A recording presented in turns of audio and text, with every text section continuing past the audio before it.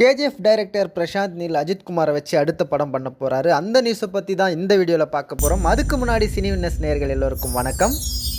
அஜித் குமார் பிரசாந்த் நீலோடு சேர்ந்து அடுத்தடுத்து தான் 2 படங்கள் பண்ண போகிறாரு. அது அஜித் குமார் 64 அல்லது 65 இந்த 2 படங்கள் ஏதாவது ஒரு படமாக இருக்கும் அப்படின்னு சொல்லியிருக்காங்க.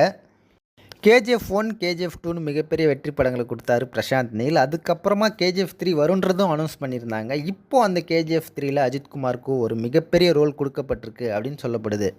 கடந்த மாதம் விடாமுயற்சி ஷூட்டிங் ஸ்பாட்டில் அஜித் குமாரை சந்தித்து பேசியிருந்தார் பிரசாந்த் நீல். அந்த ஃபோட்டோஸ் எல்லாம் சோஷியல் மீடியாவில் ரொம்ப வைரலாகவும் போயிட்டு இருந்துச்சு.